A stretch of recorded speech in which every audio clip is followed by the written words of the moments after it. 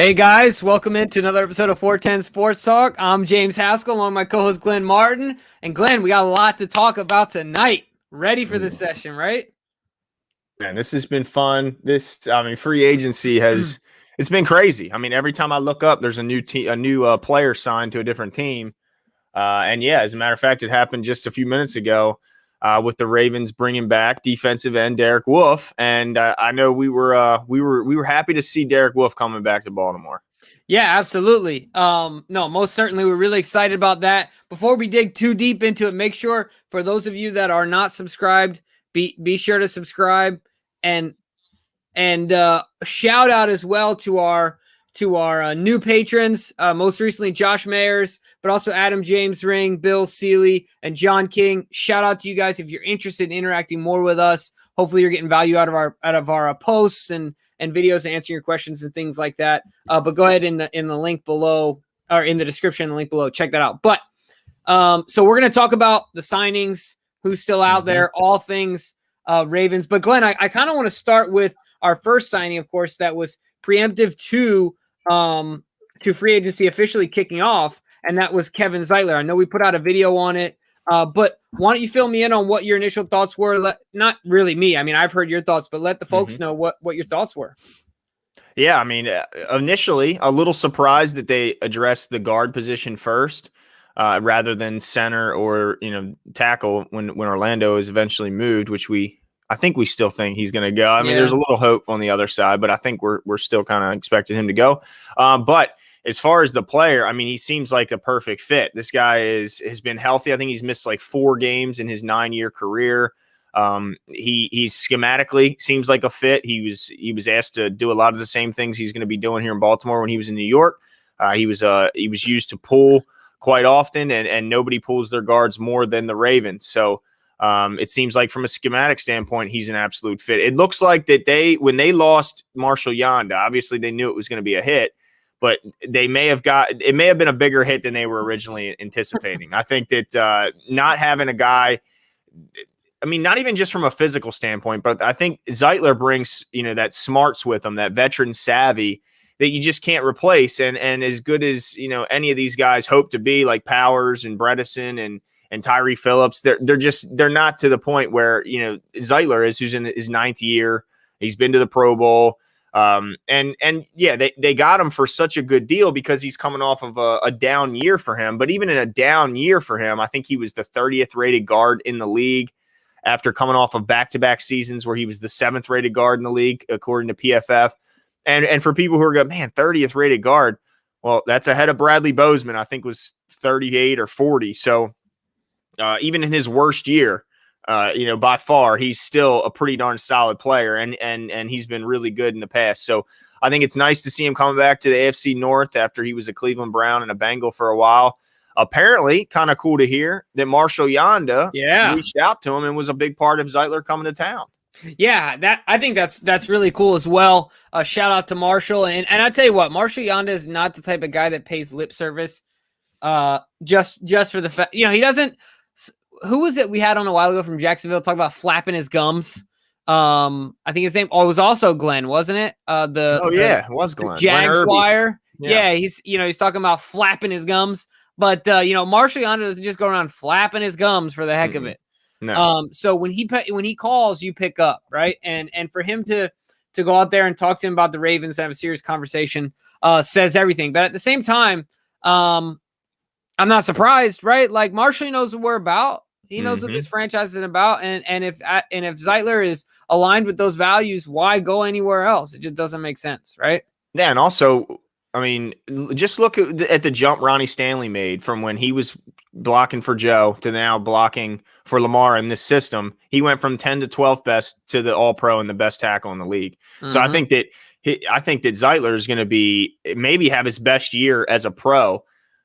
Even better than, the year he had, I think in 2014, where he was like 2nd or 3rd rated guard in the league. So I think he's going to be phenomenal here, and he's a perfect fit. And the price they got him for, guys, insane. Just think, Joe Thuney got paid $9 million more annually than Zeitler did. I mean, even if you say Joe Thuney's better, $9 million a year better. I mean, that means you're not getting Tyus Bowser, and you're not getting Derek Wolfe. Derek Wolfe, right there. That's your $9 million. So, even if you want to tell me Tooney's a little better, I might give you that. But is he $9 million a year better? I don't think so. So it's just another way the Ravens have proved that they just seem to be smarter when it comes to giving out contracts than most teams.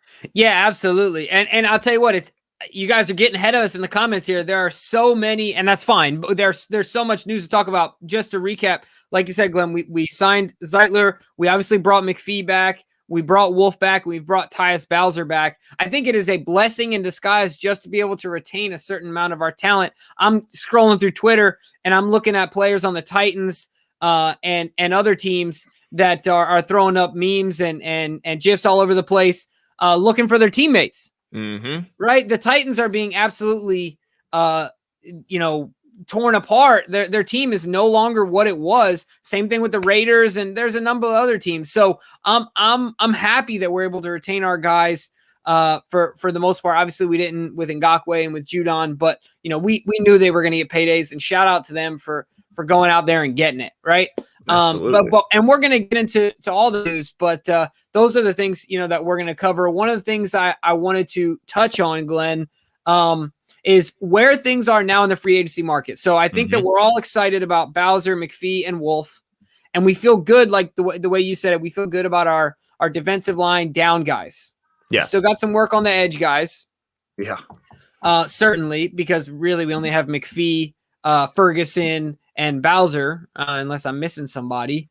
The cupboard's a little bare, but we still got some work to do. So let's figure out. Let's talk through some names. And they don't have to necessarily just be at edge, but I think that the chat's really pointing us towards one guy, and he's a recent cut. He screams everything that Baltimore would want, and that's of course Rodney Hudson, the center recently cut from the Vegas Raiders. Hot Rod, baby. Yeah, I mean, this guy's a Pro Bowl center. He's a bona fide player up front, and he was just recently cut, so he would not impact the comp picks, which by the way are starting to add up, Jimbo. I mean, I'm looking around the league at all the Ravens getting paid. I'm expecting a 3rd round comp from Judon's exit, a possible 3rd or maybe 4th round pick for Yannick's exit. So do you think we'll get a 3rd for Judon? Because we only got we got a 3rd for Zedarius, he went to right? the Jets. He went to the Jets. Oh, Mosley. Yeah. But Mosley was a former 1st. Does that calculate in the formula for what value of compensation pick they give us? I don't think it does. I think it's about the contract that they sign elsewhere. Gotcha. And then it can only be impacted, I believe, if the guy misses the whole year or something like that.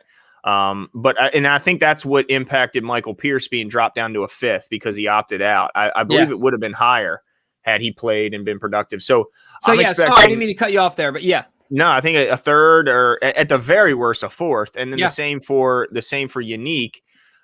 So I don't think they're going to get a lot for who just went. Oh, Jihad Ward, I know went to Jacksonville. Who else? I know Chris Moore went to the Texans. I don't think they'll get anything for those guys, but yeah, for those big time guys. And we also retained Chris Board. I forgot to mention.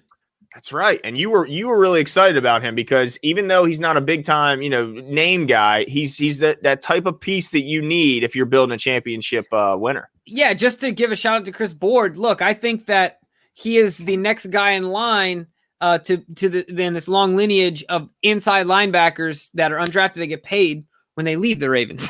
Or, if it's a reasonable deal while they're at the Ravens. But he got paid. The Ravens paid him more than what they would have. They could have designated a tender to him. But they worked out a deal. I think the total hit for this year is 2.8, so that's more than what they would have given him for the tender. So shout out to him. To me, as soon as a guy, oh my goodness, I can't believe I'm having such a terrible time with names tonight, Glenn. Who is the other linebacker that plays on the inside? He's a great tackler. Made the open field tackle on Derrick Henry for the Ravens. Yeah. Oh, Fort. Yeah, Fort. LJ Fort. Fort. So as soon as he's gone, he's in the last year of his deal. Then you transition to a guy like Board, like nothing happened, right? And he's a fantastic special team player. Absolutely. Can't go unmentioned as well. So, I mean, there are so many good things that are happening right now for the Ravens. And yeah, we're not the Patriots. We're not doling out tons of money. But guys, don't forget the last 4 Super Bowl champions spent under the league average, the year before they won the Super Bowl. Yeah. Except, I mean, look, the Buccaneers are kind of the opposite of that. You know, they're the team that brought in all the newcomers and went right to the Super Bowl with a bunch of guys that weren't there the year before. But they signed 9 out of 10 of their free agents were all 1-year deals. Yeah, which Brady I think was the only multi-year deal.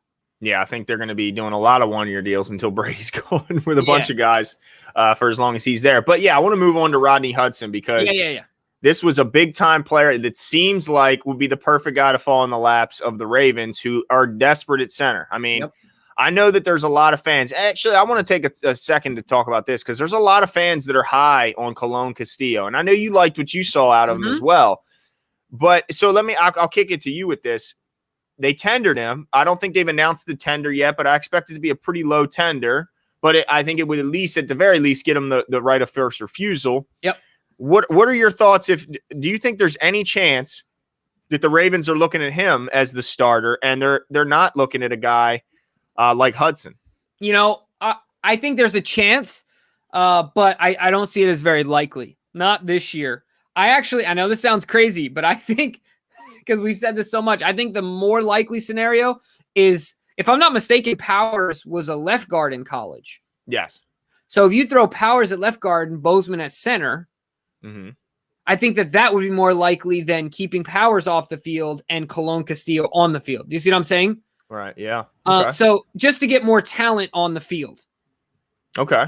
So I say that, but so just like you said, it's important to notice, because I think there was a little bit of confusion among some folks I was talking to, that Gus was the only one that got the second round tender. Right. Colon Castillo, like you said, it was all about the right of refusal. So they do like him, and I like his power, his leverage, but I think that the Ravens want to do more to solidify that.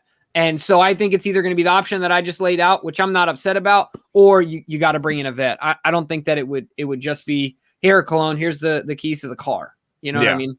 Yeah, and I do think he's got an opportunity to get a lot better with a full offseason. There's no doubt. And we liked what we saw in the brief time we saw him, but I think handing him the keys to the center position it would be a little bit challenging, in my opinion, because he's going to still see stuff he's never seen before going in next year. And, you know, I don't know if I want to, you know, just give him the spot. So I want to talk a little bit about Rodney Hudson.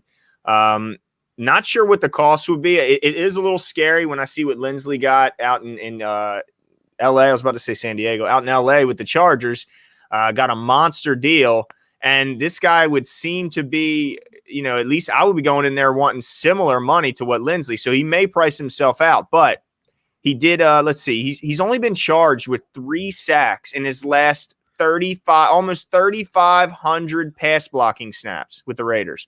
I mean, and I know they like to get the ball out quickly in Oakland or in Vegas, but I don't care what 3 sacks and almost 3,500 pass blocking snaps since 2015 is absolutely insane.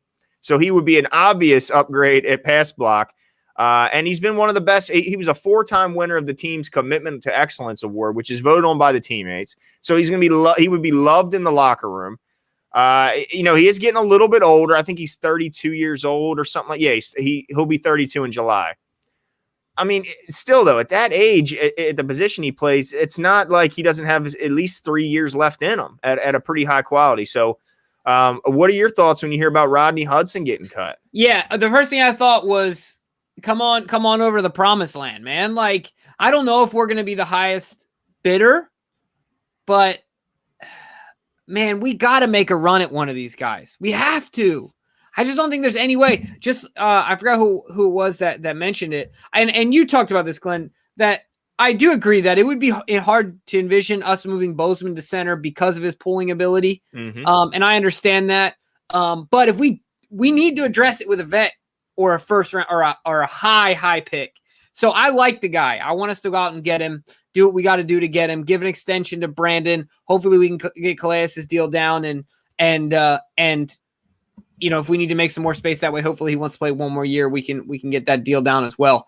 But certainly, man, think about that lineup with him at center, Bozeman, Zeitler, Brown, Stanley. And they always talk about getting your best 5 on the field. So if you're leaving one of your best 5 and Powers on the bench because he can't play center, well, then why not try and see if Bozeman can return to the same position he was an All-American at and replicate that success? I mean, I don't know. I mean, they know more than us. They're there at practice. They see maybe Powers can't do that. Maybe Bredesen can't do the athletic moves that they ask their guards to do, and they can't get up to that second and third level and make an impact. So we'll have to wait and see. But yeah, I'm certainly hopeful that it's not just Macari and Cologne Castillo, and rather it be one or maybe even both of them make the team as a more of a reserve and a just in case role, and not a bona fide starter.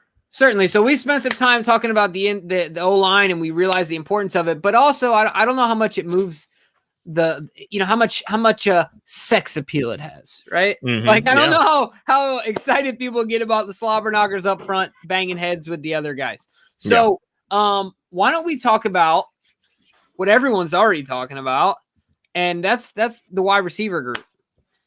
Okay. There are still some names out there, if I'm not mistaken.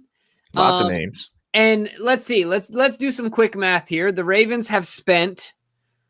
We only got about $5 million left in space. Is that what it is? Is it down to that? Well, think about it. So you got 5.5 for we had 18. You have 5.5, and then 4.75. That's 10.25 between Powers Bowser and Zeitler. Okay. And then another 3 for Board, and then call it another 4 because we don't know the details on Derek Wolf's deal. So call it another 4. You're I don't know the exact numbers, that they did. What did they do in the first year of Zeitler? They lowered his cap number. Maybe they did that similar. 4.75. Yeah, and we're able to get a lower cap number than their annual, at least for the first year. That's what I'm hoping for. Yeah, for Wolf and for Bowser to keep that initial year down. Do you have the figures on his cap? Yeah, so Wolf it will be 5.5. Sorry, not Wolf. Bowser. Okay, yeah. Yeah, it'll be 5.5. We don't know the cap hit yet on Wolf, but and we need to keep money for our rookies. So it's just getting really tricky. Not a lot of room out there. Yeah. So all right. So let's look at the wide receiver market, because a lot of people want them to still address that position, even though we did mention that there's 4 locks already on the roster. Yeah. They typically keep maybe 6 receivers. We'll call it 6. So they have 4 locks in Boykin, Brown, Duvernay, Prochet. They're guaranteed. Then they have the 2 futures in Ben Victor and Deion Kane. So even if we pretend both of those don't, they don't make the cut. So now there's only 2 open spots. I think we're both hoping they draft 1. So now you're down to 1 open spot. So let's realistically think, even though the wide receiver market is down, apparently Juju, I think, was tweeting or texting with Diana Rossini and said that the wide receiver market is not good right now. People are kind of holding back and not wanting to see. I know Corey Davis got some money from the Jets, but Kenny Galladay's still looking for a job at 27 years old. Will Fuller, same thing. Juju, just 24 years old. Still a young guy, still out there looking for a job. Antonio Brown, still not re-signed with Tampa. Kind of interesting to see what happens there after he scored in the Super Bowl. And then Curtis Samuel, 25-year-old out of Carolina, who a lot of people were assuming he would go back and play with Urban Meyer in Jacksonville after he played with them in Ohio State. But that hasn't happened yet. And then T.Y. Hilton, the veteran speedster out of Indy. What any of those names kind of get you excited? I mean, none of them get me super excited, but when I think about the availability that we have, but also the fit, T.Y. gets me a little excited. I know that he's been banged up, but I consider him to be a true number 1. And I know we need a big guy, right? So it's not all there. But T.Y., I don't know, man. I tell you what, obviously I'd love to I wouldn't be upset if they swung for the fences a little bit, did some serious cap maneuver, gymnastics, and went after Galladay. I think, like you said, the longer they sit out there, imagine they get him on a 1-year, I don't know, $9 to $12 million. I don't know if it'll ever get that low, but the longer it sits out there and the thinner, the less and less resources they have, you know what I mean? And I'll agree with Adam James Ring on this one. I wish we would have signed Marvin Jones as well. And only 9 and change guaranteed over 2 years, and only 14.5 for 2 years of service. It's a good deal. And it's not a bad deal. It seems like he would have fit. I mean, I don't know. I don't know I know, about as much as the normal guy about Marvin Jones. I know he can make some spectacular plays, but I don't know exactly enough about him to say. I just know he lit it up for me in fantasy the past 2 years. Yeah, I mean, he's definitely a touchdown guy, and when he had Matthew Stafford in there healthy, he was a threat. But let me ask you this, Glenn, as you Mhm. think about these names, am I crazy to think that as the hours and days go by without Golladay getting a deal, that the Ravens would, they would go in on a guy like that? I'm normally not that guy, right? Like I'm normally like, look, guys, don't. Well, get let me your just hopes stop up. you there then, Jimmy, You see what I'm saying? because let me not get your hopes up. There's no chance they're getting No? Golladay. No chance. Zero chance they're getting Golladay. He's going to get paid way too much money by someone. He's too good at still just 27 years old. There's just no chance. I don't think there's any chance for a Juju Smith, even though I wouldn't even be in favor of him coming. But I don't think that the Ravens can get near that kind of money. I think and I'm hopeful that they do bring in a vet, but I think that vet, and as the many people in the chat are pointing out, Emmanuel Sanders is now looking like he's going to Buffalo to replace John Brown. And I don't think John Brown's coming to Baltimore anytime soon. He did not seem happy when he left. So I think you got to start looking much lower down that list, Jimbo, if you really want to find a veteran. So are we talking here. like Rashad Perryman? No, because you're not getting veteran leadership from Rashad Perryman. But I think there's I don't think so. I think that, you look at like maybe a TY. I think that's possible because of his age and his injury history. I think you can get him for cheaper. Just look at what the Ravens have done. They haven't gotten anyone close to what, that high market that you're seeing from all these guys. I mean, every guy they're getting is for a really good deal. So you're killing me, man. I'm sorry. I mean, there's just no way they're going to go. I even think TY is kind of the top end of where they would go. Yeah. Sammy Watkins is an interesting guy because when he's healthy, he's a deep ball threat, but he's just not healthy enough. So the question is, do you want to commit any money to a guy who you have no guarantees can stay healthy? I'm with, I think Nana Rave said, I don't want AJ Green. I know you kind of have a little bit of hopes, but at 33, he looked like he gave up. I'm done with him. I think they have to bring in someone. I just don't see that guy out there that jumps out at me like, yeah, this is the perfect fit. This is the guy. I mean, it's Golladay. I think right now it's probably, it's probably someone like TY. But even him, he doesn't scream to me like the guy that we need. I feel like we need a big body possession receiver and not necessarily another speedster. But okay, so if we restructure Brandon, I'm going hella hypothetical. I think they have to at this point with their cap room. Yeah. They have to, even if they're not going after who this guy you're about to mention. So we restructure Brandon. Say we relieve what? Call it 7. Be fair. We relieve 7 million. That puts us up to 11. We're at 4 right now. Puts us up to 11. Say now the big one is Calais, because how low can we get Calais' number? And does he want to play one more year? Because that's what it really comes down to. Yeah. And do they want to commit to at his age another year? Right. Yeah, certainly. So I don't really know where else they can get the money and I mean, yeah, they could restructure a guy like Stanley or Humphrey, but how much can you? I don't know. I'm not a cap wizard. I don't know. How much you can really do there based on the fact that they're just going into their. Well, I guess Humphrey's not. This will be the 5th year on his rookie deal, so I guess you could. All I'm trying to say is, Glenn. This is what I'm trying to say. I'm never this guy, bro. I'm not. But I feel like I got a feeling. You got a feeling? I think the feeling should be here. Let me switch your feeling. Let me switch it up. They just announced that finally the Eagles are going to allow Zach Ertz and his representatives to explore trade. Than Golladay. Okay, look at that. I already won you back. More. I haven't even finished. More. I think that it's much more likely that they get a guy like Zach Ertz because you mentioned it before the show. They're not going to be able to get a lot for him because every team knows they have to either trade him or cut him. So the only, the only advantage to trading for him is that you don't have to get in a bidding war for his contract for another team. But outside of that, I can't anticipate them getting much more than a 6th-round pick for him because every team knows you have to cut this guy. So why am I going to give you anything more when I know I can just wait you out possibly and you're going to end up cutting him and I can get him for no compensation other than what I have to pay him to play?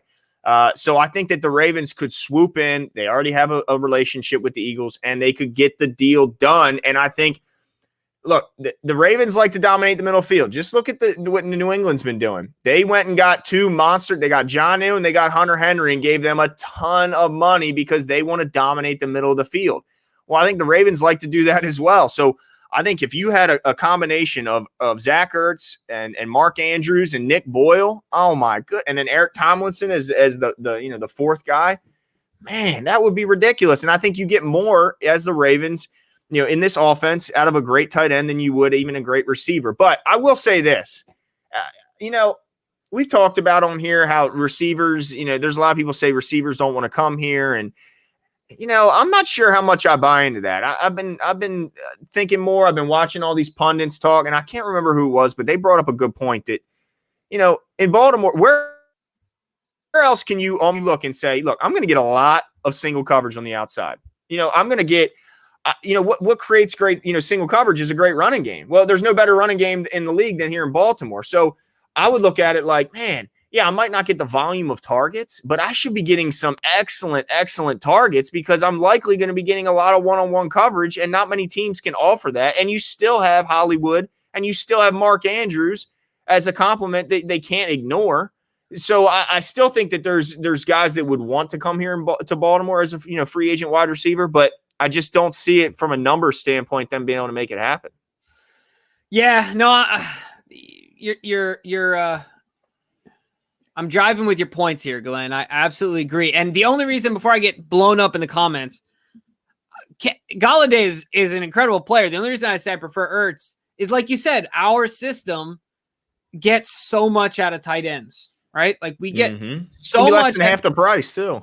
Right. So, yeah, and man, I think that just the idea of Boyle, Andrews, and Ertz in our tight end room, man, that's got to be scary. That'll keep a D coordinator up at night. Yeah, our wide receivers might be a little nervous about how they're doing, but that's what we got this wide receiver coaches for, to develop them, right? Well, let's remember that in 2019 he led the league in passing touchdowns with a worse receiver core than they had last year. So, they don't need to have those guys to still be very productive in the passing game. Yeah, absolutely. I'm with you there as well.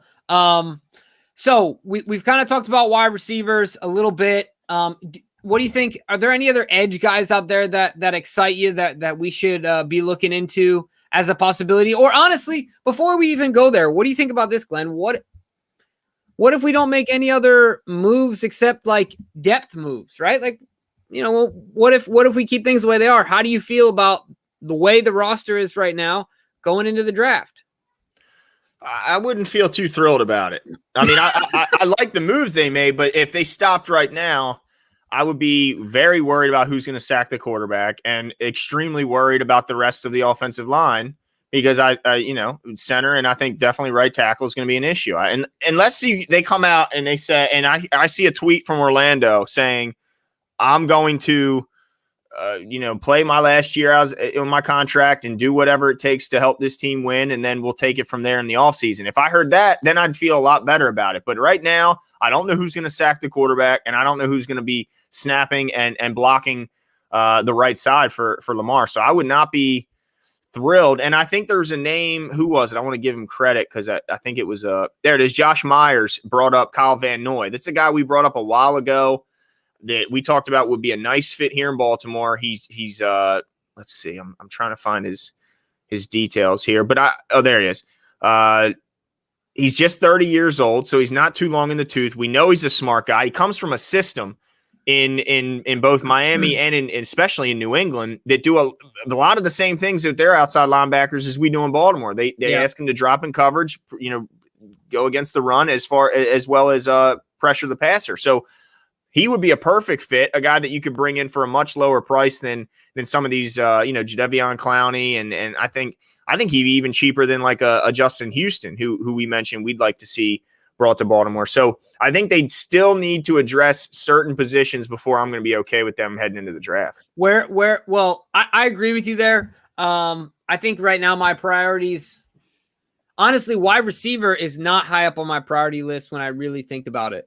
Yeah, I think about like you've come full circle. Because you were just telling me they needed Galladay 7 minutes ago. If we're getting a wide receiver, what I'm saying is that the Ravens have said, if internally they've been like, you know what, we're good with what we got from edge rusher from the line, we can do the rest in the draft, and they're going after a wide receiver.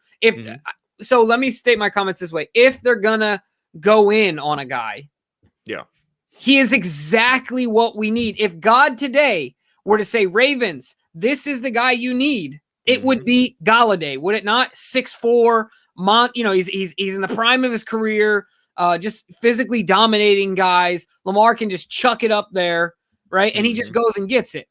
He's exactly what we need. So if the Ravens had to go in their pockets and give somebody the bag and maybe make some really hard cuts to make, for me, it would be for a guy like Galladay. But when you really think about the true priorities, so that's if they internally decided they're going after wide receiver and they're good with what they got, right? Yeah.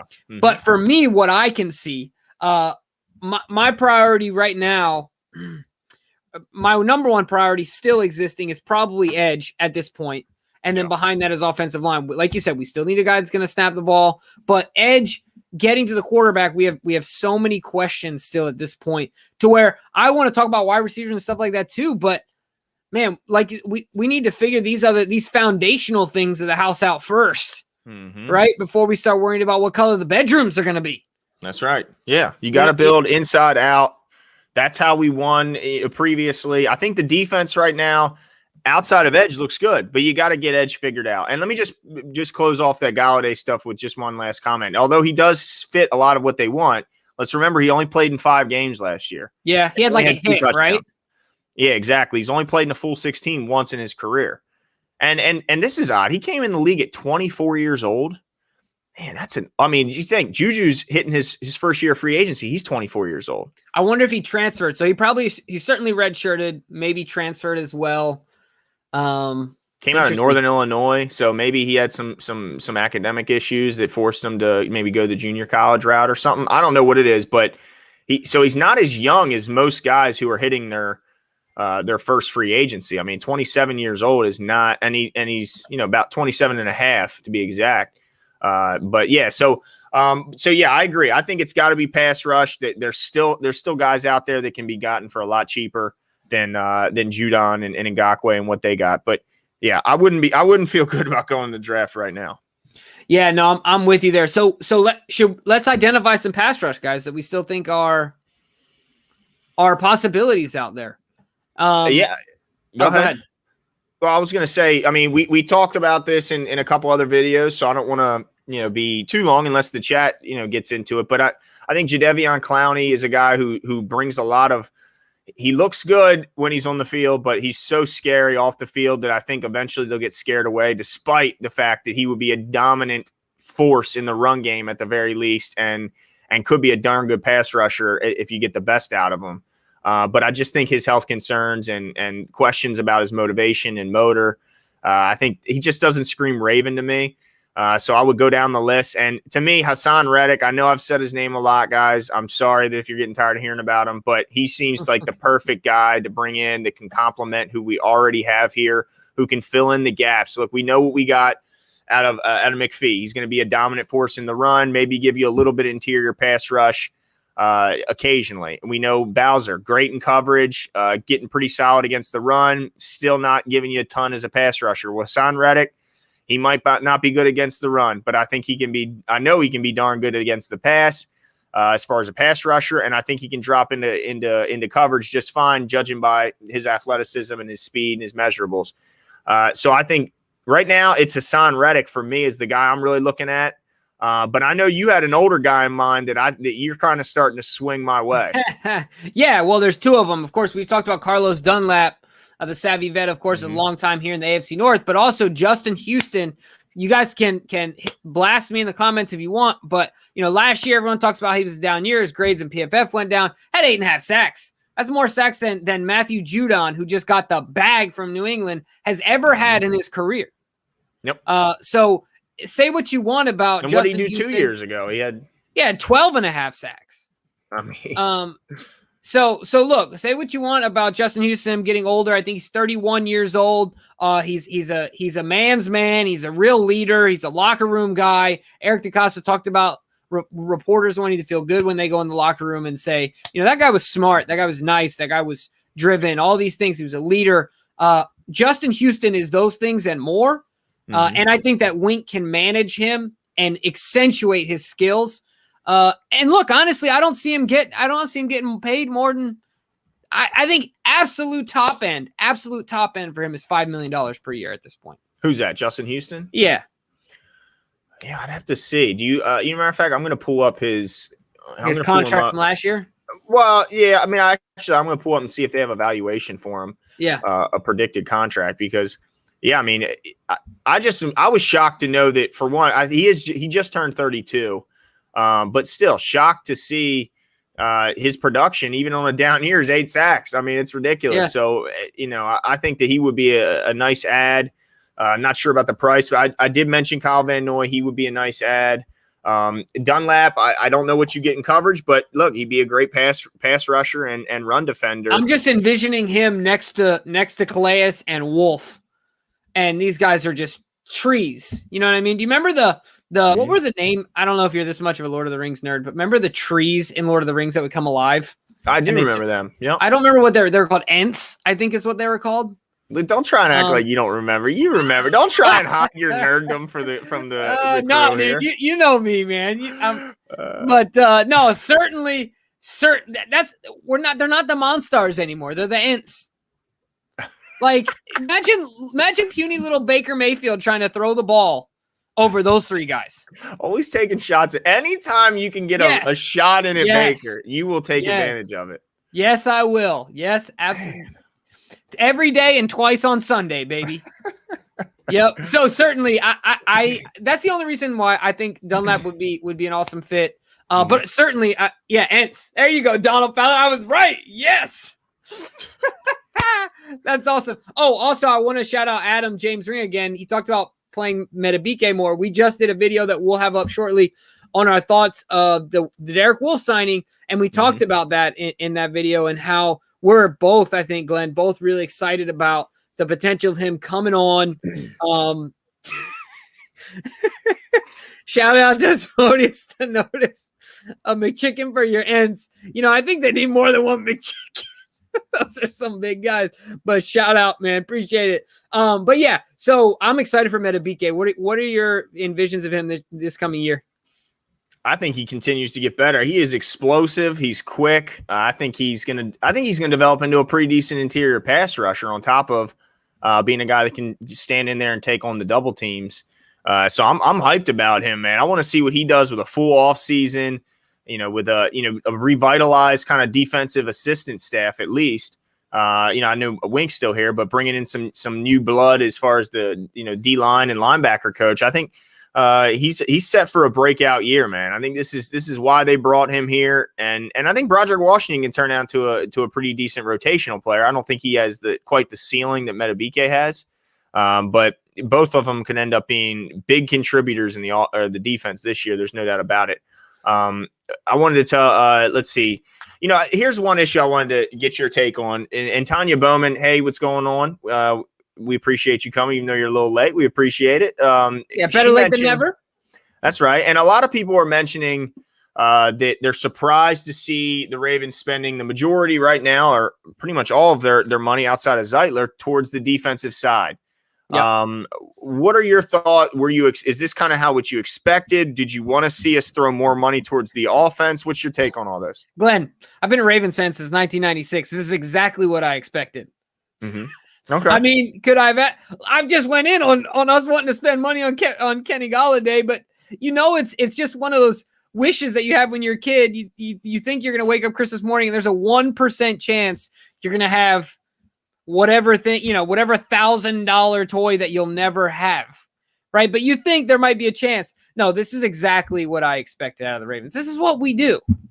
Yeah.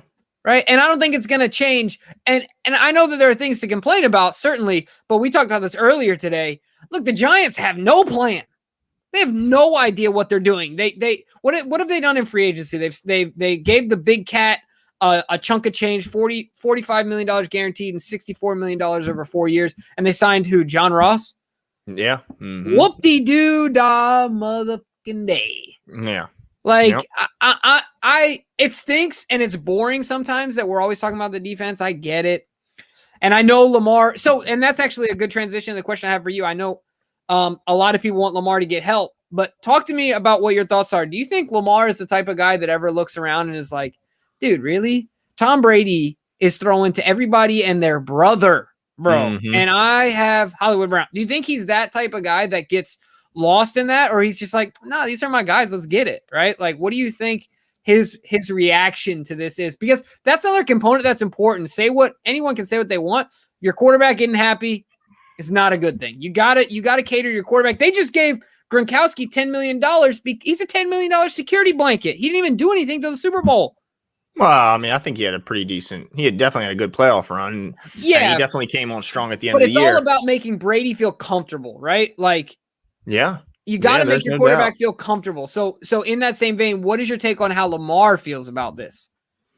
Well, I got to imagine he feels good about his guys. He's very close with Hollywood, so I know he feels at least pretty good about him. And I guess here's the thing. In 2 years, we're not going to be talking about any of this because the offense is going to be getting the lion's share of the money in 2 years. So yeah, is this not just a product of the fact that Lamar hasn't hit his deal yet, and our defensive guys were kind of first in line with Marlon and Peters and certain guys? Like, I feel like this isn't going to be an issue in 2 years because the offense is going to be the highest paid, and the defense they're going to be trying to piece together through the draft and trying to find cheaper guys. So I just think that they knew you don't want to. I mean, the defense was good enough last year to win the championship. I think that showed in the playoffs. The offense wasn't. So, of course, you want the offense to get some help. But at the same time, there were so many guys on defense that were set to become free agents that if you lost all of them, then even if you elevated the offense, then your defense wouldn't be Super Bowl ready. So I think that they just wanted to make sure they didn't lose too much defensively. Now, let's not forget that they did add Zeitler, who's going to be a huge, huge upgrade up front.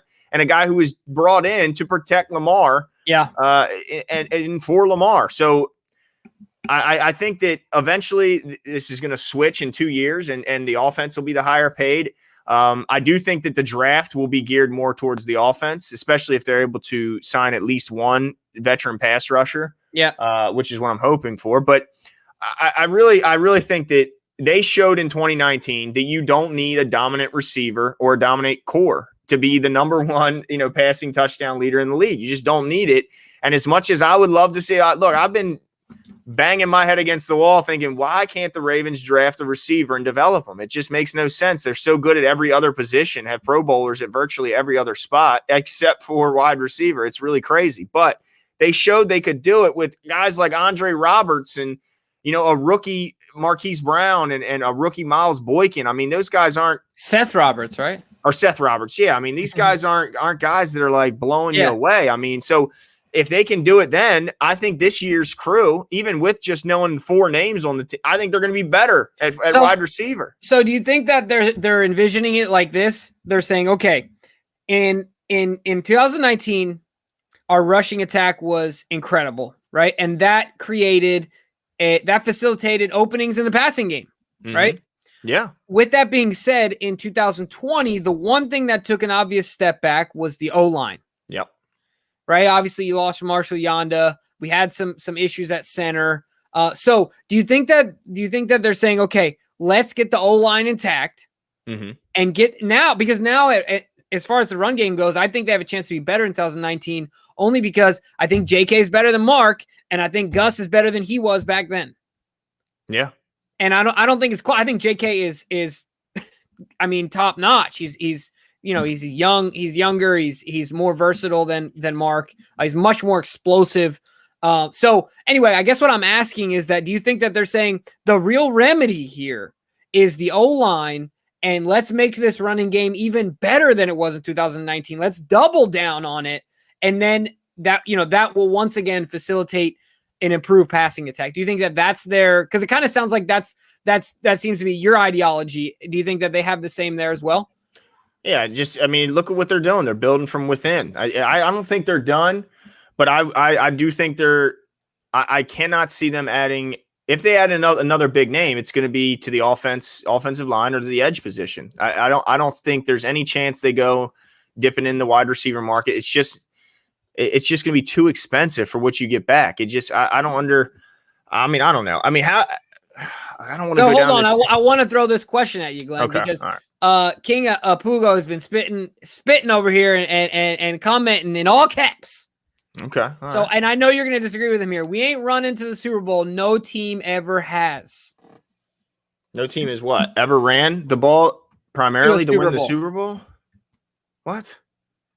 I mean, that's just not true. Yeah. I mean, I guess you could. I mean, everyone's looking at the recent Super Bowl matchup in there, but outside of that, I mean, the year before was San Francisco ran their way all the way to the Super Bowl. Who was their number one receiver? Right. Name the number one receiver for the San Francisco 49ers last year. Kittle.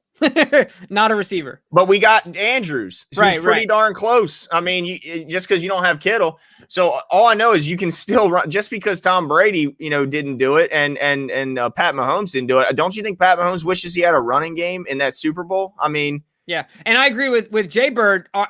I think our first Super Bowl qualifies as running to a Super Bowl. We had a great defense, but Jamal Lewis at 3 yards in a pile of dust was our entire offense. Let's be honest. I know that was that was years ago, and you could. So I don't even want to go because that was a different time.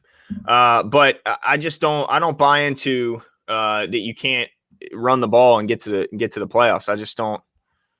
I don't get that. And who is it that Andrews can't even sniff Kittle? He's got more touchdowns than him in the last couple of years. So in the last 3 years, he's got more total touchdowns. And by a decent amount, it's not like by 1 or 2. So yeah, and on top of that, everyone knows he's our only guy in the passing game. And now, if you want to tell me Kittle's better, that's fine. But to say he's not close is silly. Yeah, I agree with that. He's a top 5 at least, Mark Andrews, and I think some would say he's top 3. So, but yeah, I don't know what they're going to do, but I know one thing. They're not getting Kenny Golladay. There's just no way. Every deal they've done has been a bargain, in a way. Like, dude, you're crushing me. I'm not getting the mongoose for Christmas, huh? No, you're not getting. Sorry, bud. I mean, gosh, I just don't see it, man. But I would not be shocked if they go after Hudson. I do think eventually Hudson probably gets priced out of Baltimore, judging by what Lindsley made. And I think that Hudson should be going. I want Lindsley money or as close to it as I can get. But I'm hopeful Hassan Reddick is going to be coming here to Baltimore. Justin Houston, maybe, and one of these edge guys. But yeah, as let's see, the spirit of Ogun and Kazatsu Alex says we need Zach Ertz. That's who I think is the most likely addition if you're looking for an offensive weapon. Yeah, I agree with you there as well. Man, it's really going to be interesting to see how this thing shapes up. So what I want to do is go from go from hypotheticals and names to if you had to put money down, right? Like Glenn, you feel like extremely confident about this. Free agency moves. Doesn't have to be players. What will happen? So, for example, a vet, a center and a vet edge rusher. Like, what are the things that you know will happen before the end of free agency? Right, like wave 1 of free agency because there's multiple waves. Wow. So just positionally, I mean, if I had a name, maybe I could throw one in there. Yeah. If you had one, that's fine. Okay. Well, you know what? Man, this is tough, man, because I think they trade for Zach Ertz. I think they get Ertz here in Baltimore. Nice. They missed Hurst last year. And I know they brought in Tomlinson, but they didn't throw him a bunch of money and they could get out from under that. And so I'll say this. I think it's a tight end because I think Kyle Rudolph is also another guy who's a possibility. He's just 31 years old. He's another guy that's a monster in the red zone, would be tough. And his size, he would definitely be a guy that can impact the run game as well as the pass.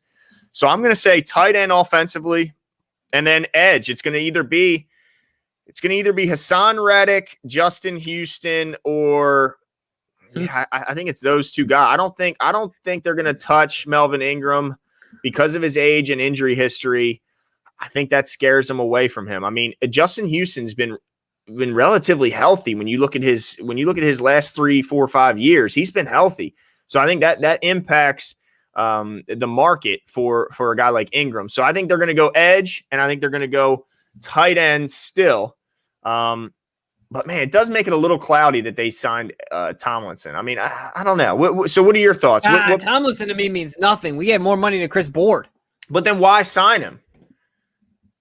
I mean, I don't know what his guarantee. Like, he was guaranteed what, 100,000?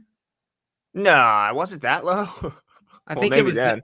Well, maybe then. I'm just wondering, like, is there going to be a bidding war for Tom? Like, why get him inked up so early when you could have just waited on a guy like him? I mean, look, even if there's 4 of them, what is that too many to you? I mean, maybe not in this offense traditionally. Then yeah, right. And then on top of that, our this year we're going to be, with Ingram out. Last year we ran with Hill, Ricard, Gus, Ingram, and Dobbins. So you can take Ingram out of that. Mm-hmm. And so you got, so I guess what I'm trying to say here is that kind of opens up a slot then for Tomlinson to realistically still be there. I see your point. Yeah, keep 3 backs and 4 tight ends. That makes sense. Right, and you can throw Ricard in there. If last year you're saying we had 5, if you're classifying him as a back, right? Yeah. Mm-hmm. And now you only have 4, and then you have the 4 tight ends. So certainly, there's a way that could be done. So you feel good about the Ertz move, huh? We've been talking about this move, 2 months now? Yeah, long time, man. I mean, this move really started being talked about last season before he got injured. There were already links. So I mean, it makes a lot of sense. And as many people are in the thing, look, I'm not saying they don't need a tight end. I mean, a wide receiver. I just think they're getting one in the draft. I just look around at all the locks on the roster, at the expensive tag or the price tag of a bunch of these guys that are free agents, and I just don't see it. But a Terrence Marshall in the draft, I can see it. I mean, I can see Bateman. I could see Rashad Bateman coming here. I could see them making a move for. So I still think that they want to surround. Like I'm not saying that they don't want to surround Lamar Jackson with weapons. I just think they want to do it in a more responsible way. I mean, rather than go and giving a guy like Galladay, say they go give up Galladay a bunch of money, and he has a similar injury that he had this past year. I mean, he's played in all 16 games once. I mean, so what if he ends up with 5? Yeah, I don't want to commit $16 million to a guy who I can't say I can't look at his numbers and go, wow, I can count on him to be healthy. I can count on him to be productive. All right. So we got to talk about something, Glenn. I'm going to change the topic here, but it just broke on Twitter. Okay. So Steve Weich, isn't that his name? Yeah. So he apparently was talking to David Culley, and I'm going to quote what David Culley said about our offense. Okay? Oh no. Here we go. There's nothing Lamar can't do. And right now, he said, though, they just run a system that kind of limits what he does in the passing game. But if they opened it up, he would be able to do that. Mm-hmm. So I think a lot of fans feel vindicated right now. And their blame, they're blaming of Greg Roman, mm-hmm. and that he's limiting Lamar Jackson. What are your initial thoughts on that comment? I feel like they're pretty inflammatory. Well, I think David Culley's probably tired of getting his name slandered about the media, and he wants to start pushing some shade another direction. But I mean, look, there's his quarterback's about to be Tyrod Taylor. Exactly. I mean, look, there's a reason they signed Tyrod, and it's not because they want to keep Deshaun Watson. You don't pay a backup $12.5 million a year. There's no doubt about it. So Deshaun's going to be on his way out, and Culley's into a bunch of hurt. So.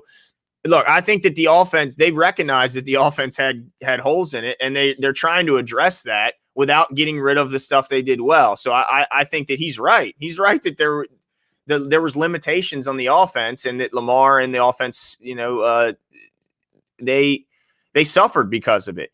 But I think that the organization has recognized it and has addressed it with its hirings, And as Terrence Hall says, who is Culley not? Who was the passing game coordinator last year? Right, that was Culley. So is he not shaking a shot at his damn self? Thanks, Terrence. I mean, I agree with you. Is he not taking a shot at himself by criticizing that? But so this has always been my indicator. Sorry, I'm just laughing at Twitter right now because people are going in on David Culley right now based on this.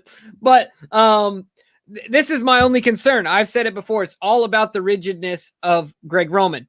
So was Culley not good enough at getting in Greg's ear, at gaining favor with Greg and saying, hey, we should try this, this, and this? Is he just a straight up bum? Is he not a good coach? Like, you know what I mean? That's to me where that is a worry. Yeah. Because if he was in Greg's ear saying, hey, let's open it up. Let's do this. Let's do that. And Greg's like, nah, we're going to run the ball. and it is what it is. And so I guess what I'm trying to ask you here is, I wonder if you had to put some truth serum in Greg Roman's coffee in the morning, right? Mm-hmm. How confident is he in Lamar Jackson being a traditional quarterback? Not that is needed, right? But like a drop back foot, planting the foot and letting it rip type guy. I wonder where he is, on that spectrum with Lamar Jackson. Yeah, I mean, look, I agree with you. If Roman is unapproachable and he's not, willing to take, I don't know if it's criticism or help from the coaches on his own staff, then that's a huge problem. And that's fireable, in my opinion. I mean, you can't be in there like a tyrant. Like I remember Hugh Jackson when they did Hard Knocks, and he was just an asshole to his assistants, man. He was just my way or the highway. I don't want to hear anything you guys have to say. I'm the head coach. I remember him saying, I'm the coach here. I'm the king. So I think that would be a problem if he had that type of, but I can't imagine that Harbs would have kept him around if he was going to be that hard-headed. They've admitted that was their problem. They have said, we did not have a dynamic enough passing game. They've went out and hired the young, dynamic coaches to address that. The only thing they didn't want to do was throw away the greatest run scheme in the history of the league. So they didn't want to get rid of what they did well, but they recognize they need to add to it. And I have all the confidence to work. Like I'm optimistic. And if it shows that he's not accepting the help of his assistant coaches, he's not, in there, then that's a different issue. But I think that at least them hiring these guys and look, who do you think's is there any bigger, like whatever Harb says, right? Like he's the boss, right? So if he goes to Roman and he tells him, I can't imagine Roman blowing off Harbaugh. So if he goes to him and says, look, this is the issue, I think that he would, continue to work on it. So I agree it was an issue, but let's remember David Culley was the coach of the wide receivers when Kansas City had 0 catches, receiving touchdowns from their wide receivers. Yeah. So I think a lot of it, Culley should be taking some of his blame. I'm still scratching my head as to why he got a head coaching gig. And maybe it was because nobody else wanted the Houston job with no picks, no cap room, and a quarterback on his way out. Yeah, and the last thing I'll say to that point is that one of our commenters mentioned that John will go down with Roman if he doesn't wise up. And I believe that John's actually out in front of it, and I think that's part of the bringing these two guys. T. Martin, I get them confused. T. Martin was the former USC OC, right? Right. Yep. Yeah, so it's T. Martin. And then, of course, Keith Williams. I think, look, he's showing Roman, look, man, we got to get this right. You got to work with these guys, or else I got your guy right here. He's ready to take that seat. Those guys could be, look, John could say, look, guys, learn as much of his offense, of Roman's blocking scheme as far as run game as you can, because who do you think's the next OC here in Baltimore? It's like a shrimp trawler said, it's likely Keith Williams or T. Martin. T. Martin's done it at the college level, at high level college. I mean, USC is as big as it gets. So there, I think that his replacement is already on the staff, and that's got to light a fire under a guy like Greg Roman, who's been, as y'all mentioned, been fired in a lot of stops. His last 2 stops, he's been fired. So I think he doesn't want to go down that road again. And I think that the interviewing process for head coach after 2019 kind of showed him he might have a tough time getting a head coaching job, and that he may end up maxing out as an OC. So, you better make sure, you're willing to flex a little bit and change with the times when needed. But why not just expand his offense and improve the passing game while keeping the greatness of the run game? Yeah. There's the saying, of course, that pride goeth before the fall, right? So I don't want to skip over a couple. The Skeptic Goat said Galladay is not a number 1. The Ravens historically don't get round 1 or level or round 2 level receivers. They get, and if they do get a wide receiver in rounds 1 or 2, it will help. Roman is limiting, like Marty and Cameron were, and he will meet their fate. So Skeptic Goat is still not feeling Greg Roman. And look, I mean, we're going to find out, guys. We're going to find out this offseason and, of course, into the season what he's got. But I think, wow, you see Asmodeus on this one coming out, making Roman's out by week 5. Oh, that's no chance. Yeah, I mean, not that soon. Even if you tell me he's going to get fired in season, I think that's unlikely. But week 5, that's way too quick. But all these also, let's remember what the Ravens do. They hired James Urban to be their quarterback coach, right? They did that well before they drafted Lamar Jackson.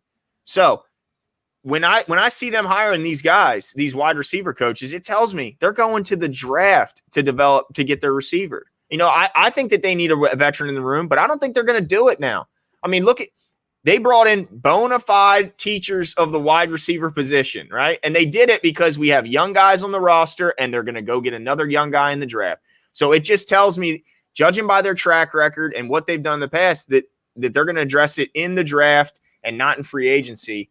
And that's okay, because if they can nail it and get a number one finally in the draft, then, we don't have to worry about paying $16 million, at least for another 5 years down the line. Yeah, absolutely, man. It's man, some people really hate Greg Roman. I give him 3 weeks. Oh, goodness gracious. I think that's more unrealistic than us getting Kenny Golladay. Yeah. That would be a shocker for me to see. And who could honestly think we're going to be bad next year? Like, unless there's some rash of injuries that it just comes out of nowhere. If Lamar Jackson stays healthy, I don't see any way we're going under 500. No, not even close. I don't see us at being under 10 wins. I mean, unless there's some horrible injuries. I don't see it, because they're going to rebuild that offensive line. They already started with Zeitler. I'm still a little bit concerned about right tackle, but I think they have a plan. Asmodeus said, "I'll be nice 1 week." Oh my goodness, man.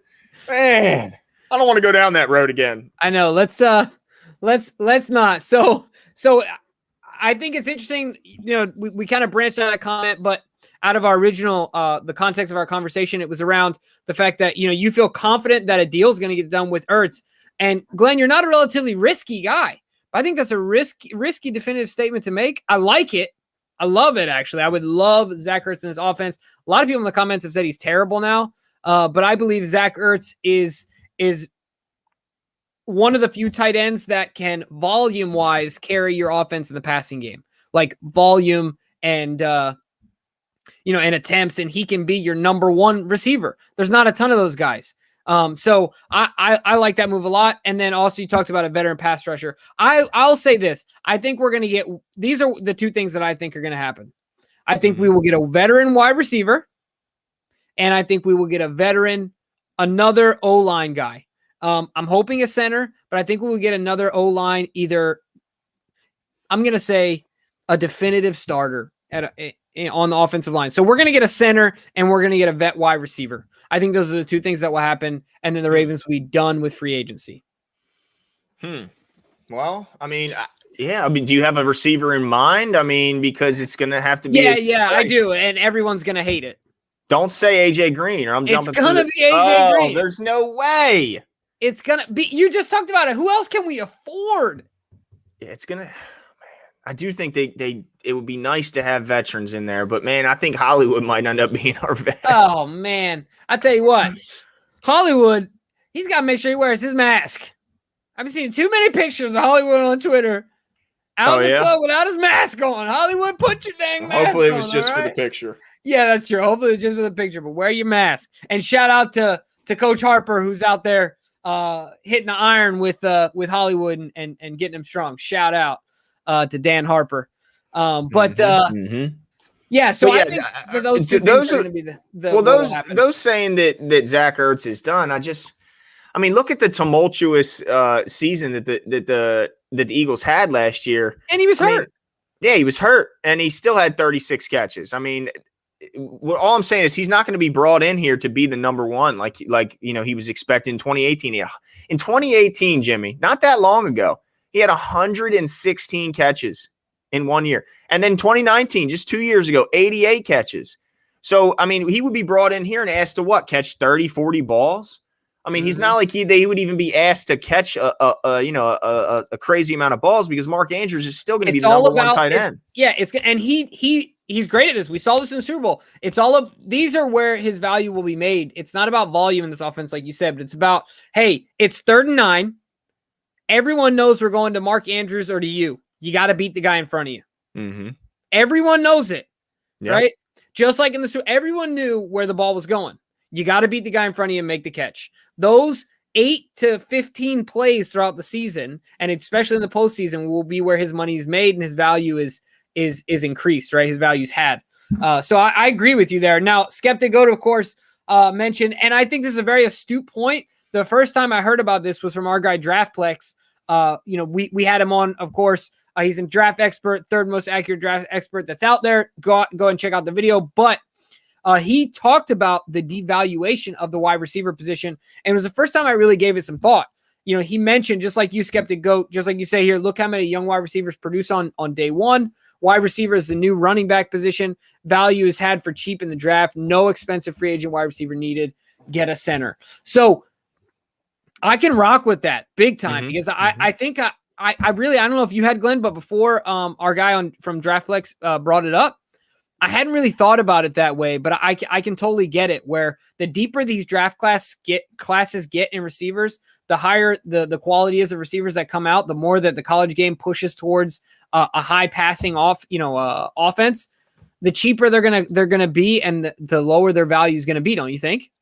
Absolutely. They're NFL ready more and more this year, or every year, because of the 7-on-7 camps you see popping up everywhere, the passing game that's getting expanded in the college game, and a lot of those same concepts are being brought to the pro game. So we're seeing guys, I mean, just a couple of years ago, it would seem like there was 10, 12 guys that were rookies, and they were contributing at a high level for their team. So I think that, yeah, it also devalues the position. We saw the running back position get devalued over the years. We've seen it from the middle linebacker position, as it kind of mirrors the running back. Well, I think we're going to see it with wide receiver, and I think that's why maybe Kenny Golladay and all the top name guys out there are still sitting there, because it's just being devalued. There's so many good young guys that you can bring in. Why pay a guy all this money? Then you can get the same production, or you think you can get the same production from a guy who's much younger and cheaper. So I think that, yeah, you're right. It's gonna mean you devalue the position from a free agent standpoint, and you look to attack it in the draft, because there's just so many names out there, and even in the 4th or 5th round, you can get guys that can contribute. Yeah, absolutely, and we're excited. I think next Tuesday will probably be our first Tuesday where we will have done some reviewing of the tape. We're really, I think, going to kind of turn the corner and dig into the draft. Now we're not quite done tonight either, but want to put that out in front of you guys. The other thing, shout out to Sarah Ellison. We're going to have her on the show tomorrow night. We'll have that video out for you guys tomorrow night as well, talking all things Ravens. We're really excited. Also, we're going to have our guy that, if you've been with the show with us for a while, you'll know him, Kevin Hickey, who is a contributor at the Giants Wire. He's going to let us know the type of guy we're getting with Zeitler. And so I'm really excited to get that insight as well. We'll have both of those out, in the next few days. So make sure to tune in for those as well. We're trying to give you guys the hot takes, the direct from the horse's mouth, right? Like I think he's going to be able to fill us in on what type of leader and guy we're getting. So we're excited for that as well. And of course, Sarah, being with the Ravens for 13 years. I mean, she knows them in and out. Yeah, we're really gracious for her being willing to come on, and hope you guys tune in as well. And we'll get her take on all this stuff. We're going to get her take on how the team is spending its money, what positions she's still hopeful that they'll go after, and she's thinking they're going to attack in the draft, because it's definitely interesting. But the good thing is, we know the Ravens have a plan. I look around, I look around and I see the certain teams, just, I don't know what they're doing. I don't know what they're planning. I don't know how. Like, for instance, how did Floyd get all that money from the Rams when they're still so negative? How are they? I don't understand how certain teams are going to able to eventually get under that cap number when you look at some of the contracts. So how much do you think the Ravens are just sitting back because they know there's more guys, just like Hudson was just cut today? How many do you think the Ravens are being patient because they realize there's more cuts to be coming? 100%, dude. Just like Daryl from The Office said, they're jackals waiting in the lurch, right? Andy's trying to put together his small business convention, and Dwight and all the other salesmen are just out there waiting, and he's about to bring them home and close it, and all of a sudden they want in, right? Yep. I tell you what, the Ravens are just sitting there waiting for their opportunity to strike, and I cannot wait. I agree with you. I think patience is key this year more than ever, and I think Eric DaCosta has has recognized that. He said that publicly, that he needs to be more patient. So I'm looking forward to that moving forward. I can't wait to see what other savvy moves they make. But we kind of talked about this. Do you think it's a foregone conclusion that Brandon gets an extension? Is it either an extension or he's gone? Like that, there's no way they leave it the way it is? Man, I think if they cut him, that must be a guy they really, really want to go after. But I doubt it because of the dead money. I mean, what's it, like 7.5 in dead money? I know they can clear out like 8 or something. Yeah. It's 7 and 7 is I think what it is, because 14 hits, so it's like 7 and change in dead money, and you'd save 7 and change. Okay, yeah. So yeah, I think he ends up getting an extension and stays here in Baltimore. Just lowers the hit. Yeah, there's. I mean, I know that they have depth at the position. They did draft Metabike and Broderick Washington to be those guys in the future. But man, I feel like if he was to be gone, we would miss him in the games against the Tennessee Titans, the Cleveland Browns. When you look at teams that like to run the ball, they're gonna be missing him. So, oh my goodness, some of these comments are hilarious. Yeah. Apparently, the Pittsburgh Steelers are renaming their team. That's pretty funny. But yeah, so I think that it's just gonna be interesting to see what type of work they have to be done. I want to see what other big name guys are getting cut. Because I think that it's not over yet. I mean, there's still so many teams that are in the red in their cap number that they're going to have to do some stuff. So, yep. And you know what? I think it's a disservice to some of these guys that they're letting them sit there. And as the market dries up, guys are going to get less and That's less. true. And less money. And you know what, Glenn? I hate to say this, but I know teams are all about team first. What's best for the franchise. I think that there are teams out there sitting there waiting to let these guys go, hoping that improves their chance of being able to bring them back. If it's a guy that they want to bring back, let him hang out there for a little bit, let the market dry up, cut him, and say, hey, but you don't need to go shopping around. We'll bring you back for, a third of what we were going to pay you. Oh man, man. See, that's what I like about the Ravens, because to me that's kind of a slimy move. Cut, but it happens. Does. Absolutely, but. Man, I mean, I just think isn't that what the Cowboys kind of did to Dez when they cut him late?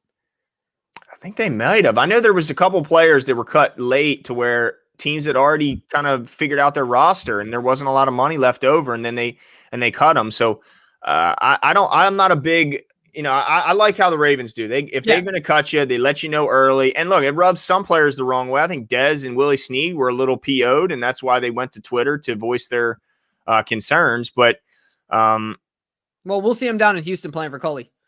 Yeah, that's true. That's true, because he already got Chris Moore, and the fact that he's making, I think, $2 million is just blows my mind. I don't know what in the world he gets $2 million state taxes, for. Baby. Chris Moore is rolling in it, man. Yeah, and as far as let's see, a lot of people asking about Curtis Samuel. To me, he doesn't really fit the need that I like him as a player. I think he's quick twitch. He's fast. He's a guy you can get the ball in his hands and he can do something with it. But I think we got a lot of guys that are similar to him on the team. I think Duvernay is just like him. He's very, very, very similar guy.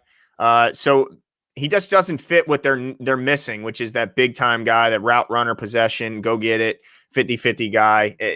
He doesn't. But yes, as we see, Emmanuel Sanders is going to the Bills to replace John Brown, who looks like he's on his way out and looking for another team.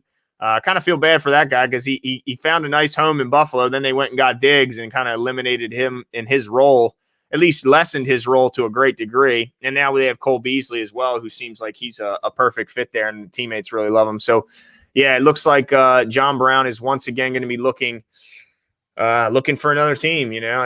But I don't think he'll be back in Baltimore.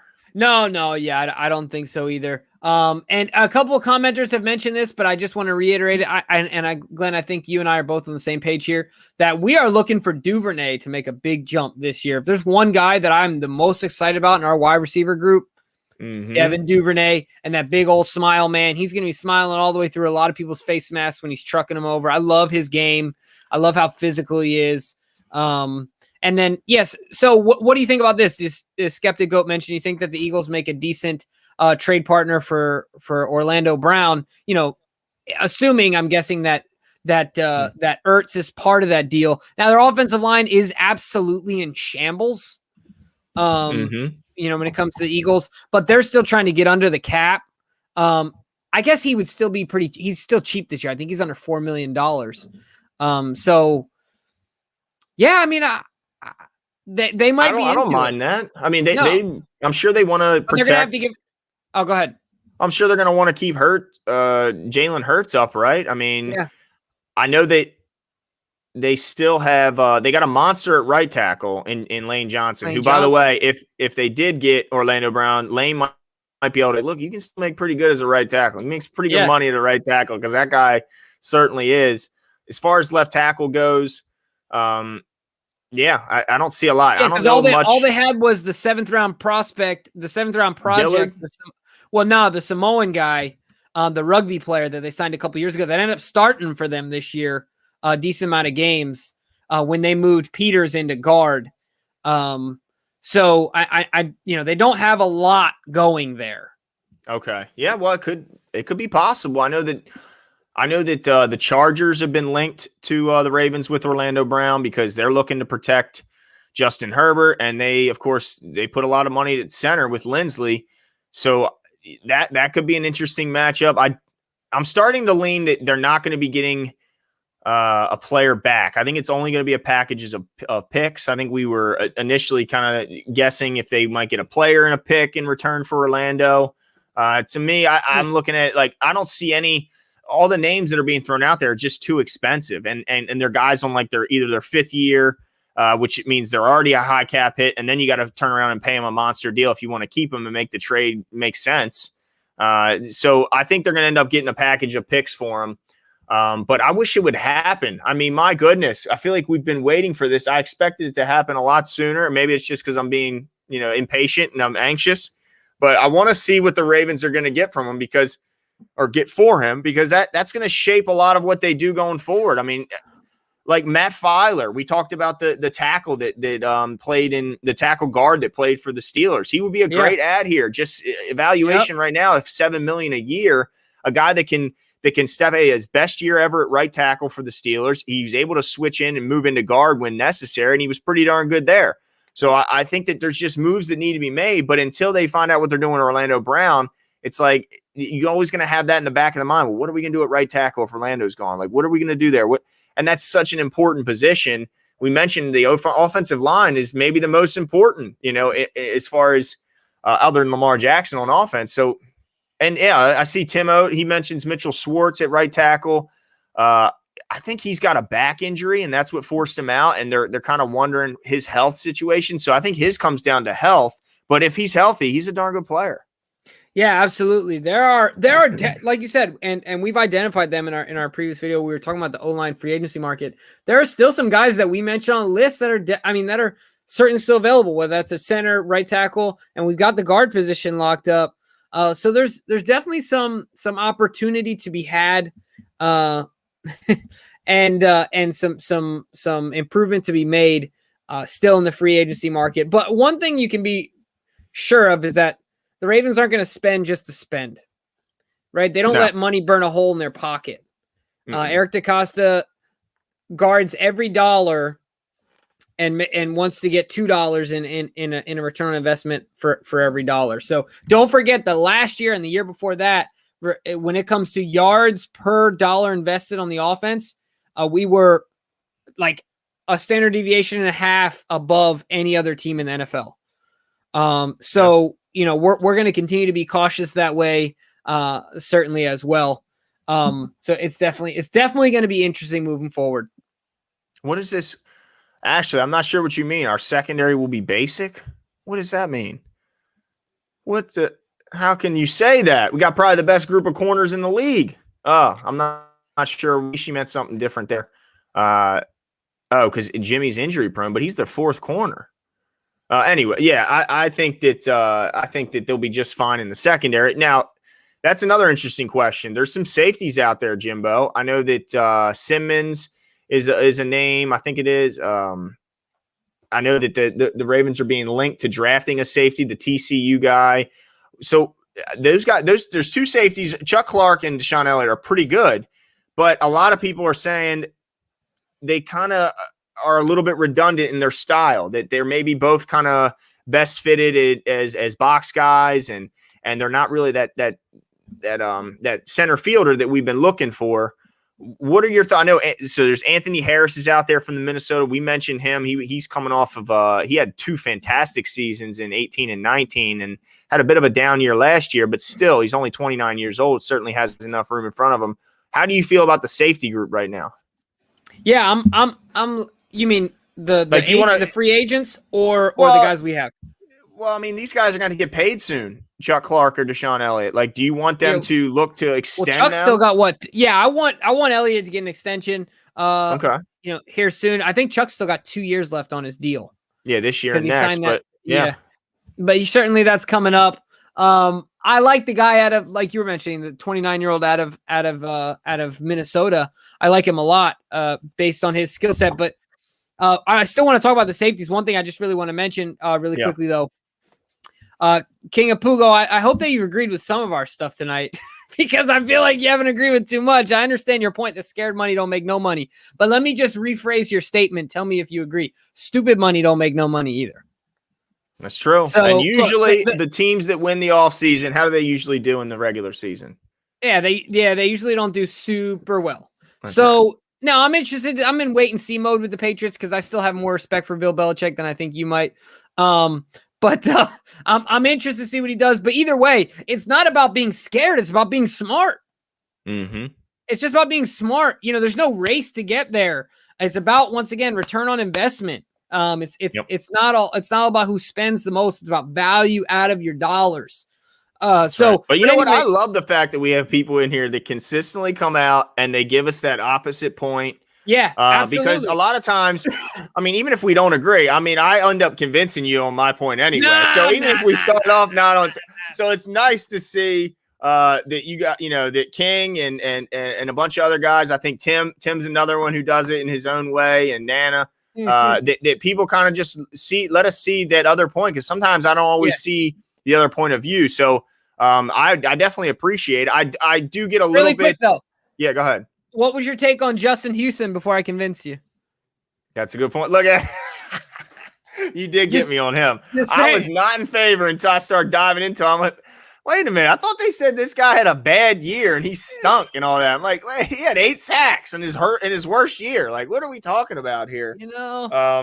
But yeah, so I appreciate everyone in here, giving us the opposing point of view. Justelo is another one who always likes to, give us kind of that other view. And Ashley did clarify. She just meant she wants a little bit more playmaking out of the safeties, I believe is what she's. And I think that's where we're at too, right? Like, yeah, exactly. I agree with that. There's a little bit of like vanilla-ness, if that's a word. Out of, like she said, the basic. Like I can see that in the secondary. Now Peters is exciting, man. Peters is exciting, and even Humphrey, the way he can punch that ball out is exciting. The way that he comes up and hits is exciting. He's not, he's not getting a ton of interceptions. Sorry, Tanya, I forgot about you. That's true. That's true. And then, but yeah, I can totally see that. I like Elliott. He's super aggressive. I like the vision that he has. He's a heat-seeking missile out there. So I love that. But yeah, I'm with you, man. I wouldn't mind getting a little bit more of a ball hawk back there. Certainly. Yeah. I know we were very spoiled with Ed Reed, and we're not going to see another Ed Reed, but as Adam 70, he says he does. And how many times have we seen a layup, a ball that's batted up in the air, just waiting to be picked up, and Chuck Clark has it bounce off his hands? And I think the Baltimore Ravens media team was trying really hard to convince Ravens fans otherwise, because in their top 5 plays this year, they had the interception that Chuck Clark had where he had the little toe drag swag on the sideline. Yeah, and he had a nice return against Indy. Those were great plays, but we'd like. But he's not snatching one out of the air. Like they're all no. I mean, and I don't think Elliott is either. But I love what Elliott brings against the run. I mean, he's an impact player. By the way, he comes up and supports the run, and also it will be lays some wood over interesting to see his development. Where like I wonder how much every player gets. You hope that they continue to get better throughout the years. But I'm interested to see. This was his first year to full-time starter. He's an All-American in college. This guy's been consistently overlooked. When you go back and look at all he's done is exceed expectations. So maybe he grows more into that, right? Like maybe he gets some more of that responsibility and ends up being a little bit more of a playmaker in the passing game. We don't know. I'm hoping for it. Yeah, I think we have to break the news to King Joel. Matt Judon ain't coming back. He is a New England Patriot Through and through, baby. and 60 he got million paid. deep. Yeah, he got paid a lot of money, and he is perfect fit for them. You got to give him credit. There's only one team that drops their outside linebacker more than the Ravens, and that's New England Patriots. So he is a perfect schematic fit, and there's no way the Ravens were going to go up to $16 million a year. So good for him. And yeah, it's odd seeing New England just throwing money around like crazy. But I guess Belichick's done not competing for the rings, and he wants to do something. But they got to figure out that quarterback position. I know Cam had a nice start to the season, and people say it was the illness and that. But let's remember, Lamar Jackson. I know it doesn't affect everyone the same, but Lamar Jackson, when he came back from COVID, how did he do? I mean, the guy went on an absolute tear. So let's not act like, just because he got sick and it just totally ruined the last 10 weeks of the season. And Cam said on I Am Athlete, he said that it wasn't the physical effects of COVID that hurt him. It was the fact that he had no offseason really to get into the offense, brand new offense for him. Mm-hmm. And then he felt like the way he described it was the car kept moving. He wasn't in it. By the time he came back, it was already further down the road. And so it took him a while to catch back up. And I think that's part of the reason why the end of the season, he did this throughout the season. He started doing this and then he dipped, but then you started to see a little bit of a rise again at the end of the season. So I personally have a lot of faith in what Cam's going to do this year. I'm calling it right now. They're taking the East again. They're reclaiming the East. Nonsense. The Bills aren't giving that up yet. Nah, it was a one-time thing. Belichick is done with being in the basement. All right, so what does Phil Uimedi say? I'm growing impatient with the free agent period, and I think it's for good reason. We saw Marvin Jones go for a very affordable price. I agree with that. We haven't made a move at wide receiver. What's going on? Well, Phil, I hate to break it to you. I don't know if you're a relatively new Ravens fan. It's kind of how things go around here, Phil. I don't really know. I don't really know what else to say, but turn on a good movie. Wait. You got to be in wait and see mode, right? You have to be, because I just think that's what it is around here. The Ravens aren't going to spend just to spend. They're not going to be loose with their money. They're going to go out there and wait for the right deal, and when they see it, they're gonna capitalize. So I totally understand the frustration, but also I think that. I think that you're going to have to keep waiting. Yeah, I agree. I think that it's going to be in the draft, like we mentioned, unless there's somebody that falls in their lap. Asmodeus Donado says, "Who's Matt Judon?" He's already moved on. He's done with with talking about former Ravens, and I can appreciate that. Let's see. Hold on. I'm not a chick, Ashley. Oh, my bad, Ashley. Did I call you? My bad, Ashley. It's a guy named Ashley, not a girl. I guess I referred to Ashley as a girl. I'm sorry, Ashley. It is a guy's name as well. Like Les, yeah. Yes, so I apologize. And now I know, and I won't make that mistake again. I promise you. And look, Ashley, if he does it again, you better believe. Yeah, just call me out again, and I'll apologize. Just call me out again, because I don't think I will, but I guess it's possible. But yeah, there's just not a lot of room for receivers, and unless someone falls in their lap, or it's possible they can make a trade. I mean, I doubt it because of their lack of picks this year, but they're looking like they're going to get a lot next year. So here's what they could do, Jimmy. They could trade next year's third, next year's fourth, because right now they got to anticipate they're getting a third comp for Judon. They're getting likely a fourth for Unique. So it kind of, it's starting to make it look like so they lost some good players, but they also are going to gain some draft capital that they could use in this year, because they could trade next year's three. You know what I mean? I'm just saying it's possible that they're getting some additional picks. So you're saying there's a chance? There's a chance that there could be. Yeah, I like Kyle Van Noy, Connor. We mentioned him earlier. Let's see. But yeah, I mean, look, I know people are bummed that they're not improving on off, but Zeitler's a huge improvement. Yeah, guys, get excited. Get on board. You gotta, if you're a Ravens fan, you gotta get excited for signings like this. You just gotta learn how to, because this is what you're gonna get, guys. This is what you're gonna get. I mean, it is what it is, and I believe in the maybe I have blind faith, but I believe in what the Ravens are doing. They've shown me enough throughout the years that they're worth believing in. Wouldn't you agree? Absolutely. And I'm gonna, you know what? I'm gonna kick this question to you because Kick it. we've talked about this on the show a lot. I've given my opinion. It's been a little while though, and he is a free agent at a position of need. Oh boy. Mr. Antonio Brown is still out there, and of course his cousin is on the roster. There's a lot of people in the chat room that are saying, why aren't we looking at him? He was very productive as a Tampa Bay Buck, caught a touchdown in the Super Bowl last season. What are your thoughts on them kicking the tires on Mr. Antonio? So I don't think they have enough room. Do you think he still wants more money than they can offer? I don't think he cares where he's going. I think he wants the money, because he missed out. He lost himself some money, and I think that's what he's all gonna. He showed he can stay healthy last year. I know he had the little knee thing, but he showed he can stay healthy, and he showed obviously. I mean, he smoked Tyrann Mathieu in one-on-one coverage. He's still Antonio Brown in a phone booth. Yeah, and that's what he is, right? Like, yep. I mean, he's more than that, but he's still impossible to cover in a one-on-one, like you said, a phone booth.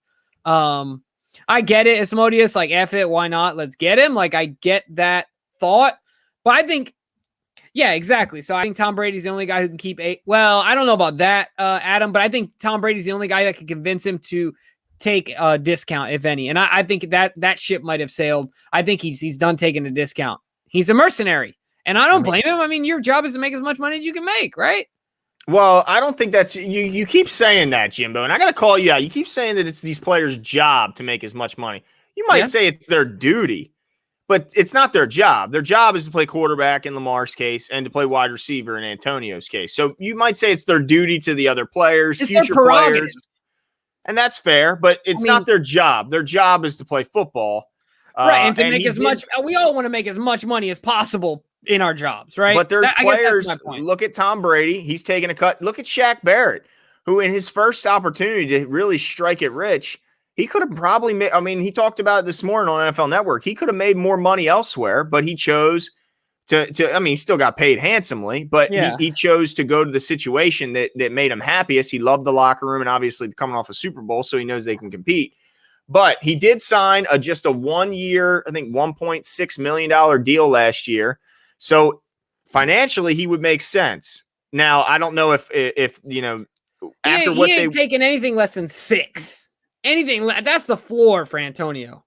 I think that in Tampa, you're probably right. Well, I think in Tampa, he'll take less. Because, I agree with that. Yeah, he knows that they're an instant Super Bowl contender and probably favorite. So I think that, but man, I just worry. I mean, as a talent, he would be nice. But I just worry. I don't think that they're going to want to go down. Look, they're paying $10 million in dead money to Earl Thomas. Now, even if they brought in Antonio, it would never get close to that money. But I don't think they want to go down a road where they get another guy who could possibly rub his teammates the wrong way, rub coaches staff the wrong way, turn to social media. So I don't think they'll end up going down that road. But it's at least something to think about because he could end up being gotten for that price that we're looking for. Yeah, and now that he's got a ring, even more motive to just go after the money, right? Yeah. Because so he's got a Super Bowl ring, he's got the stats. If he continue to have the longevity, he's going to be in the Hall, right? Yeah. So, I think right now he's probably in the Hall. Yeah, since he came back this year, got the ring. And things his like numbers that. for an 8-year period ridiculous. were unreal. Nobody was even close. Yeah, so for sure. And it's funny to me that you bring him up because I know that last year I was more for it and you were definitely more against it, right? Like he just rubbed me the wrong. When I saw the videos and stuff that came out, it just rubbed me the wrong way. The stuff he was getting into with his former girlfriend or wife, I'm not sure, with the cops and the kids there, and he's screaming profanities, and I just didn't like the way and he was video recording himself, like he was proud of the way he was. It's not like somebody caught him on camera in a moment he regrets. He was videotaping himself as if he was proud of the way he was. So I just don't think he's a Raven. He just doesn't scream Raven to me when I see him. Yeah, no, I'm with you 100%. But I want to say a couple things, Glenn. We're gonna wrap up here unless you got anything else that you need to get off your chest. So one thing for sure is that I say this every time, we continue to break records. Glenn got up to 350 people on the show tonight watching. So Nice. Shout out Appreciate to all it. you guys. It is awesome. We're glad that you guys are tuning in. Hopefully you're enjoying it as much as we are, because we really look forward to these Tuesday nights. Hope you're looking forward to it. We're working hard to bring you guys some good stuff. So hopefully you're excited about Sarah, about Kevin, about all our future guests. Who are we giving shout outs to tonight, Glenn? Phil, Wilmedi, definitely shout out. Ashley Fowler, big time shout out. Who else we got here? Skeptic Goat, Adam As James always, Ring. We appreciate you, Modius Tanya Benotis. Bowman. We appreciate Tanya, Tim Oat or Ott. We appreciate Josh you, Mayers. Justalo, Connor Doherty. We appreciate all you guys getting in and keeping the comment section live. Terrence Hall is always in here letting us know and keeping us on the straight and narrow. Adit Mahmood, he's been here since day one. Super Don Solo, he didn't like what I was saying, but I appreciate you commenting. So if I'm missing somebody, I apologize. We love having you guys. It's like an extended family. We get in here, we're chatting it up. Let's see. Hey, Phil has another comment. He said he's been a Ravens fan for 10 years, but it's hard to sit back, I guess. Love the show, and he's a new sub. So I appreciate King, Apugo. Yeah, we almost forgot about King. We appreciate you.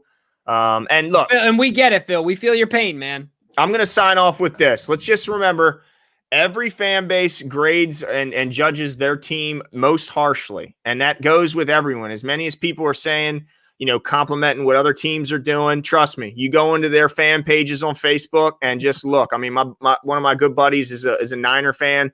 And as much love as Kyle Shanahan gets elsewhere, that's how much hate he gets in San Francisco. They all hate on him for this play call, that play call. So I get it, and that's why we're so hard on our team, because we watch every snap, we evaluate every move, and we want them to do perfect everywhere. And so I get that's why, but let's just remember that we're always going to be grading our team most harshly, and that every fan base is the same way with their team and have the same or very similar criticisms of their team.